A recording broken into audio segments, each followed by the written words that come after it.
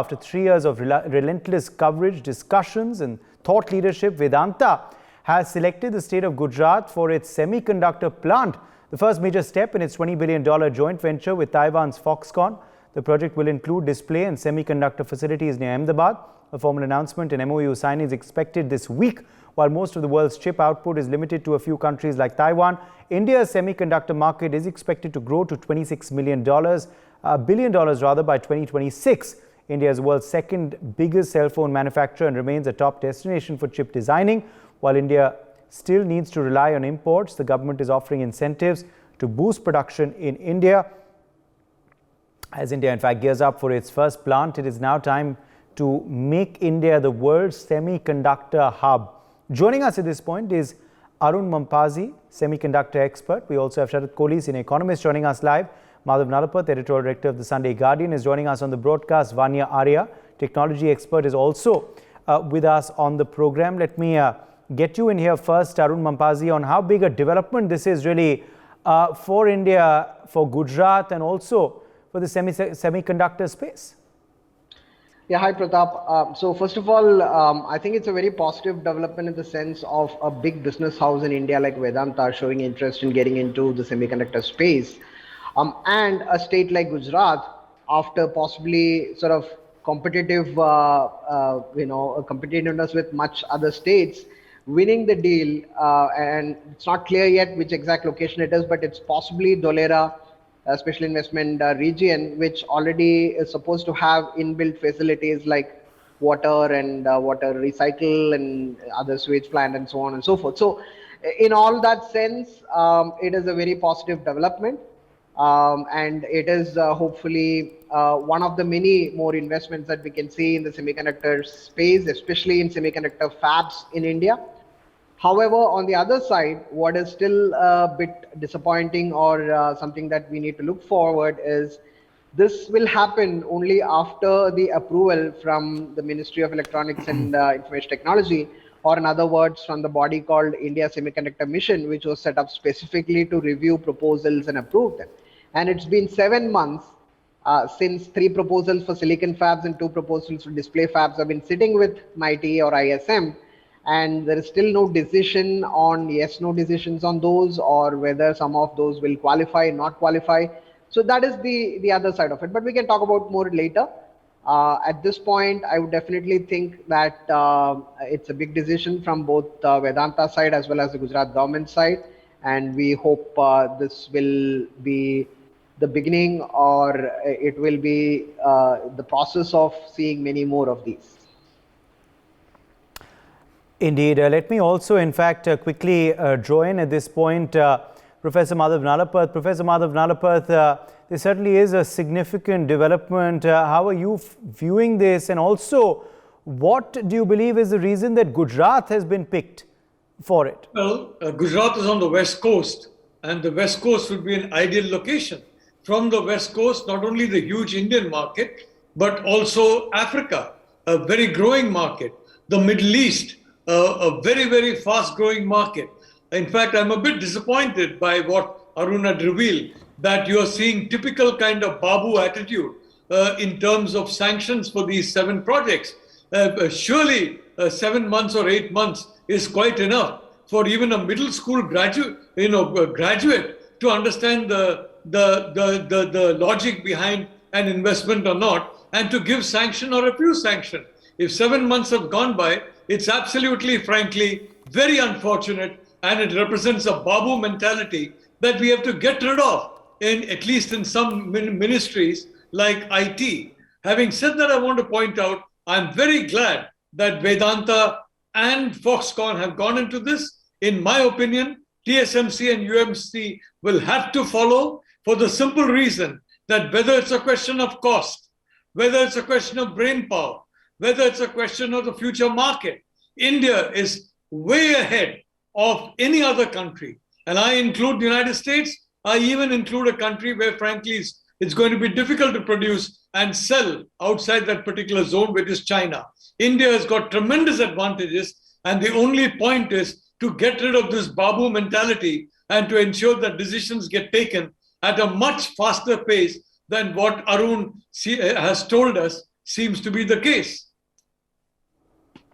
Right. Let me also, in fact, join Sharad Kohli. Sharad, what kind of economic impact are we expecting? And what is the good economics which has led to this decision being taken?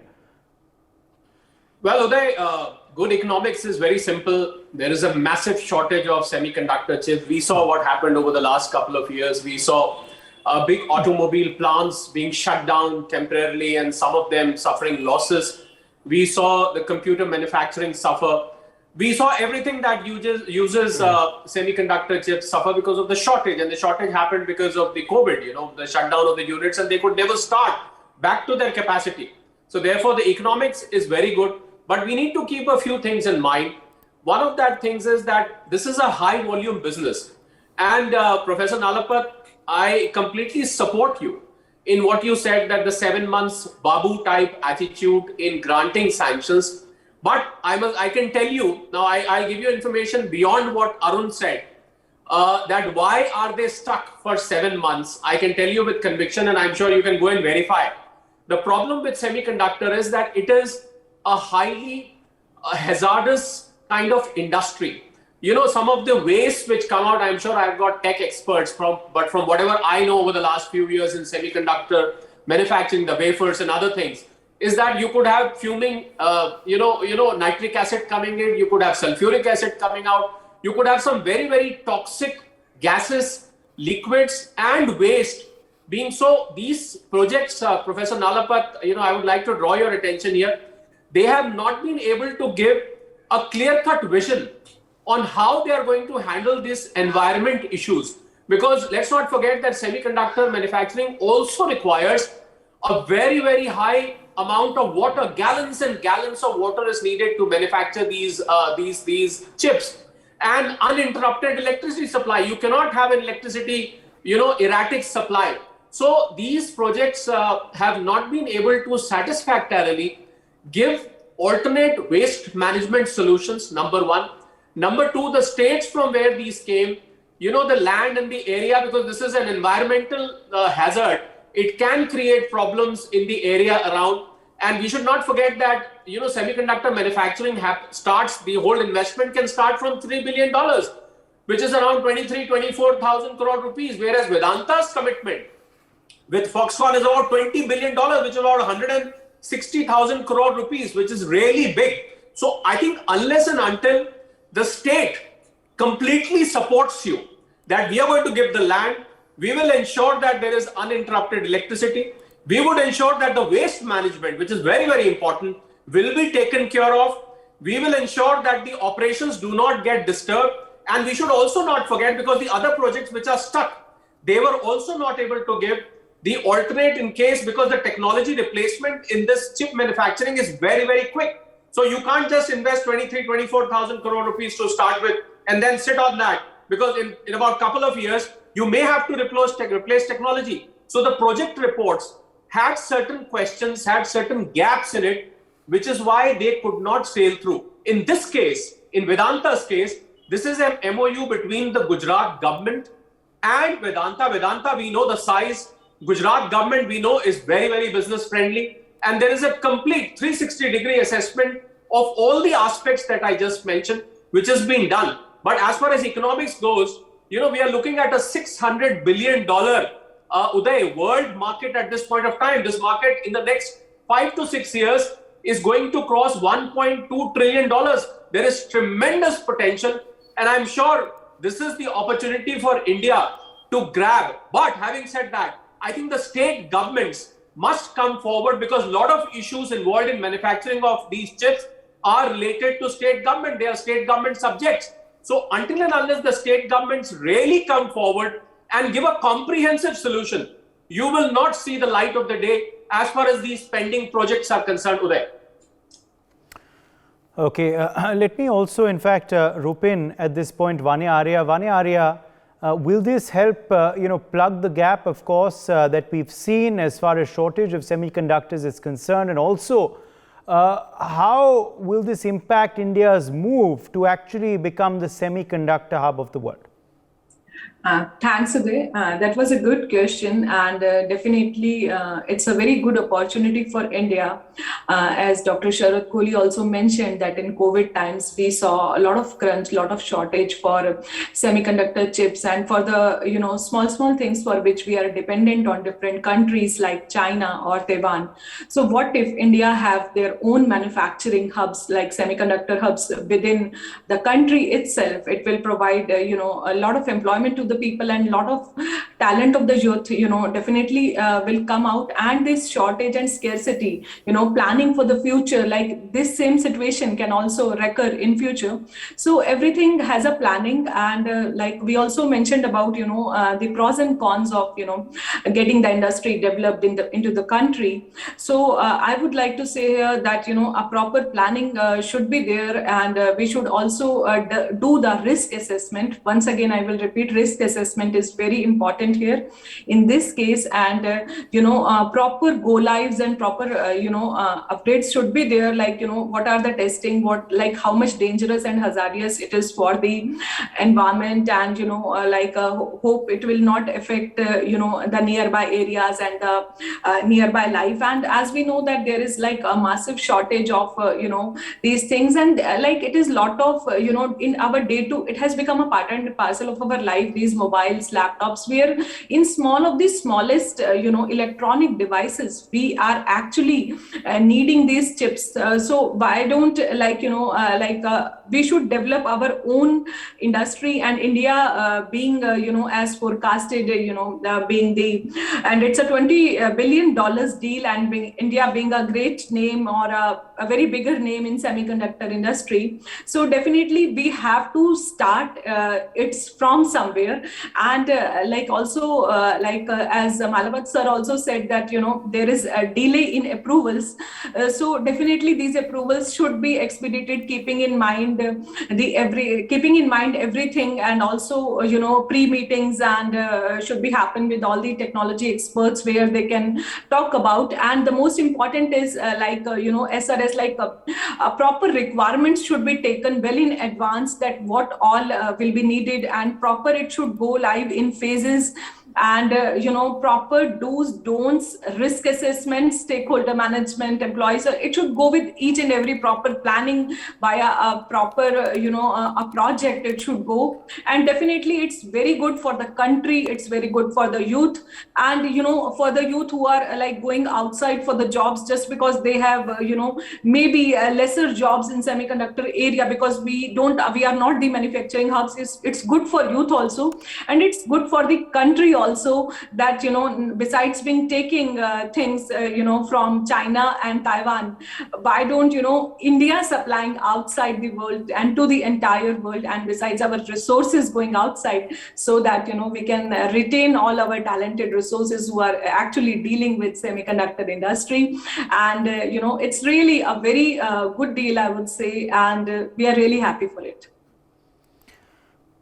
Yes, let me in fact come in here now and get in, Madhav Nalapath, on which way now this will, lead India's move to become the global semiconductor hub of the world, Professor Madhav Nalapath. And do you believe this is something we can also work in coherence with, rather than against Taiwan, who is, a friend of India? Well, Taiwan and India, quite frankly, are working closely together and will work even closer together, especially during Modi 2.0. I am seeing a sea change in attitudes and much more rapid, if I may say so, progress in ensuring that government takes a correct attitude. I quite agree there are multiple problems involved in semiconductor manufacture. We heard the same thing in the atomic program was being discussed. And there was a perception that, look, a country as poor as India, how can you afford an atomic program? Not to mention a space program. And frankly, if we had a Babudam kind of attitude, we would not be having an atomic program. We would not be having, forget about a nuclear device, we would not be having first-class reactors produced in India. So yes, there are problems, but India is a country which can sort these problems out. Now, practically speaking, what do we need? Now, look at the opportunity cost. We are spending about as much on importing telecom goods from China as we are spending in importing oil and petro products from the Middle East. Why? Because we missed the opportunity of producing handsets and various other telecom equipment when we had the chance. If we miss this opportunity, we are going to be completely, our balance of payments will go for a 6. Why? Because we are going to need so many chips for a modern life in an expanding India. I would like to say very clearly, 2 or 3 things are needed. One, the Commerce Ministry should not believe that produce of India is what is needed rather than produce in India. Sometimes I get the feeling that some babus in the Commerce Ministry are mistaking Atmanirbhar Bharat for produce of India. No, it's produce in India, including for world markets. And that should be the attitude of the Commerce Ministry. The second point is India and Taiwan should work together. Taiwanese are separating from China. They're looking for a huge anchor. India can provide that anchor. For that, we need a good FTA. Why? Because semiconductor industry will require toing and froing of brain power, toing and froing of components. You can't do that in the absence of an FTA. So we need these steps in administration. I am very heartened by the tremendous progress made in Modi 2.0. And sorry, no matter what the arguments about this problem and that problem, I still think it's absolutely unforgivable to sit on important projects like this without a yes-no answer for 7 months. It should be 7 weeks rather than 7 months. And I think in Modi 2.0, we will get to that 7-week status. Okay, let me quickly draw back in Sharad Kohli at this point. Sharad Kohli, just tell us about right now, what more perhaps is needed to be done to ensure that we achieve the goal, to ensure that it grows to $26 billion by 2026, and of course also the targets set by us are achieved. What further needs to be done? These are positive steps which are taking place, which does mean that perhaps we're on track to achieve that dream, but what further must be done? Well, Uday, the roadmap is very clear. And some of the things which I mentioned when I spoke earlier, I was talking about the toxic waste. So I think if we are able to handle the toxic waste or waste management or environment related issues, I think that will be the first step. Then let's not forget that semiconductor chip is a very high, hugely capital intensive industry. So we need to be prepared that whichever business group comes into it, you don't want to see your plant going defunct in 2 years or 3 years or 5 years.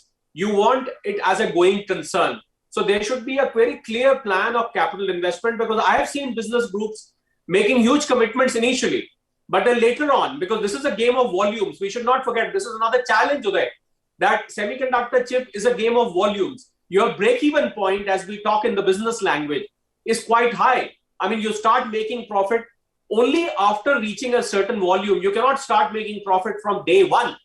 So because of the break-even point being high, I think the volume game remains. So therefore, the government or the approving authorities, and I thought foremost the business group, should be convinced that it will be able to sustain itself with the kind of volume. But at this point of time, looking at the demand within India and outside, I really don't think volume is a problem, because there's such a huge demand. You can literally sell whatever you're making as much as you're making. I don't think volume is an issue. Then I think the other big challenge which we should work on to take it to the $26 billion goal, Uday, is skilled labor. We need skilled but not very expensive labor, because the moment labor cost goes up, your viability of the project goes down. I mean, we need highly skilled labor, but the industrialists say this, that we don't want them at a very expensive price. So skilled labor is another challenge. As I said, uninterrupted supply of electricity.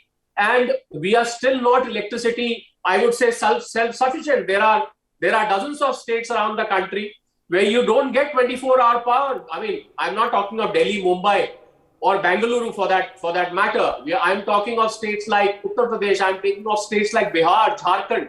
I think that is another challenge. Then water, availability of water is a big question. And how many states, tell me, Uday, in India, have a 24-hour uninterrupted water supply, including Delhi for that matter. You do not have a 24-hour uninterrupted water supply. I think that comes as another challenge. Then the sanction of land. So if we work on all these things, I think the progress can be speeded. And Uday, I must say at this point that the kind of approach that Gujarat government has shown, and by the way, there were a few other states which were pitching. There was Maharashtra pitching for it. But the kind of approach which the state governments have shown, I think this is the kind of approach which other states must also show. Because what happens is you have an imbalanced development. We have now automobiles, the entire automobile working out of South India.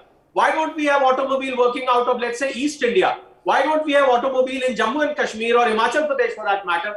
I think for a balanced regional growth, all states must have a mandate to come forward and lay a red carpet for the business. Of course, not at businessmen's terms. You could have your own sovereignty in place, but then you have to, this is what China did. If we think of the China, I think I would suggest all state governments Uday, to at least, I mean, there is one thing which is good about China, which we can pick up. They can pick up the China story, that how you can reach out to businesses, do hand-holding with them to see that when they run their businesses, they do not run into trouble. Give them as much support as you can, and you see the magic coming thereafter. I think those are the challenges. So when it comes to challenges, the finance, labor, manpower, environment, these are the challenges. If we focus on these challenges, Uday, there is no reason we can replace China as being world's factory sooner than we can imagine. It has started happening. The recent iPhone deal with Tata's is a classic example.